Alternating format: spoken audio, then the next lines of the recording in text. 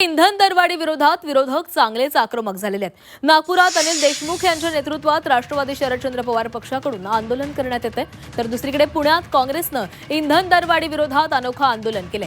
पुणे जिल्हाधिकारी कार्यालयासमोर घोडा, गाढव आणि बैल घेऊन काँग्रेस कार्यकर्त्यांनी सरकारच्या धोरणांचा निषेध केलेला आहे। पेट्रोल डिझेल दरवाढीमुळे सर्वसामान्य नागरिक त्रस्त असल्याचा आरोप करत सरकार विरोधात जोरदार घोषणाबाजी करण्यात आली आहे।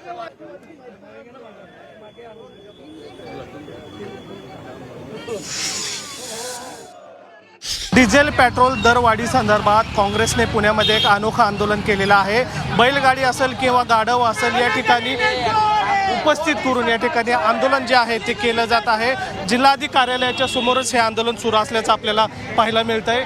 शहराध्यक्ष आहेत प्रशांत जगताप, दादा तुम्ही एक वेगळं आंदोलन करताय, काय तुम्हाला दर्शवायचे? या ठिकाणी मोदींच्या कृपेमुळे या देशामध्ये डिझेल पेट्रोलचे जे काही भाव आहेत ते सर्वसामान्यांना परवडणारे नाही राहिलेले।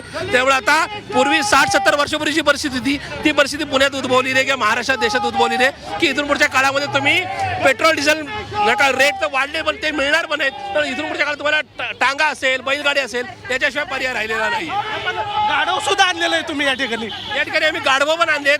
गाढवांचा वापर करून पहिल्यासारखं नका सामान वाहून न्यायचं आहे, बैलगाडीने प्रवास करायचा आहे, घोडागाडीने प्रवास करायचा आहे, ही वस्तुस्थिती आहे। आणि एकीकडे मराठवाड्यात विदर्भात डिझेलही मिळत नाहीये, ही आजची नका परिस्थिती आहे। उद्याच्या काळामध्ये लोकांना काही साधन राहणार नाही।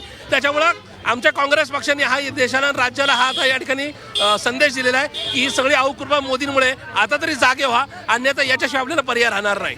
व्हिडिओ जर्नलिस्ट नितीन सांबरसह नीरज करमरेचे मीडिया प्रतिनिधी। इंधन दरवाढी विरोधामध्ये नागपूर आणि पुण्यामध्ये हे आंदोलन सुरू आहे। विरोधक आक्रमक झाल्याचं दिसतंय। सध्या जी परिस्थिती देशामध्ये ओढावलेली आहे, इंधन दर हे वाढत चाललेले आहेत, यावरून नाराजी या विरोधकांकडून व्यक्त करण्यात आलेली आहे। सोबतच राज्य आणि केंद्र सरकारविरोधात जोरदार घोषणाबाजी देखील करण्यात आली आहे।